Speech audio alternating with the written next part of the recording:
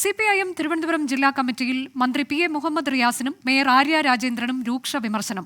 ന്യൂനപക്ഷത്തോടുള്ള പാർട്ടിയുടെ സമീപനത്തെ ചൊല്ലി യോഗത്തിൽ തർക്കമുണ്ടായി. തലസ്ഥാനത്തെ ഒരു മുതലാളിക്ക് മുഖ്യമന്ത്രിയുടെ അടുക്കള വരെ സ്വാധീനമുണ്ടെന്നാരോപിച്ച ജില്ലാ കമ്മിറ്റി അംഗം കരമന ഹരിയോട് സംസ്ഥാന നേതൃത്വം വിശദീകരണം തേടി. ആലപ്പുഴയിലെ പരാജയത്തിന് വെള്ളാപ്പള്ളി നടേശന്റെ ഇടപെടലുകളും കാരണമായെന്ന് CPIM ജില്ലാ നേതൃത്വം വിലയിരുത്തി. പാർട്ടിയുടെ ന്യൂനപക്ഷ സമീപനം കമ്മ്യൂണിസ്റ്റ് ശൈലിയിലല്ലെന്ന വിമർശനത്തിന് CPIM ജില്ലാ സെക്രട്ടറി മറുപടി പറയുമ്പോഴായിരുന്നു വാഗ്വാദം.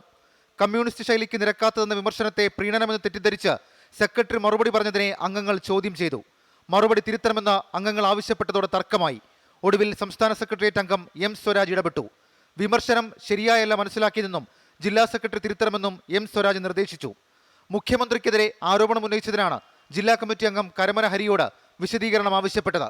തലസ്ഥാനത്തെ ഒരു മുതലാളിക്ക് മുഖ്യമന്ത്രിയുടെ അടുക്കള വരെ സ്വാധീനമുണ്ടെന്നും ആ മുതലാളിയാണ് എല്ലാം നിയന്ത്രിക്കുന്നതെന്നുമായിരുന്നു കരമന ഹരിയുടെ ആരോപണം. മേയർ KSRTC ഡ്രൈവർ തർക്കത്തിൽ മേയറുടെ പെരുമാറ്റം അഹങ്കാരം നിറഞ്ഞതെന്നായിരുന്നു ചില അംഗങ്ങളുടെ കുറ്റപ്പെടുത്തൽ. മെമ്മറി കാർഡ് കിട്ടിയിരുന്നെങ്കിൽ സച്ചിൻ ദേവിന്റെ പ്രകോപനം ജനങ്ങൾ കാണുമായിരുന്നു. രണ്ടുപേരും പക്വത കാണിച്ചില്ലെന്നും മുതിർന്ന നേതാക്കൾ അഭിപ്രായപ്പെട്ടു.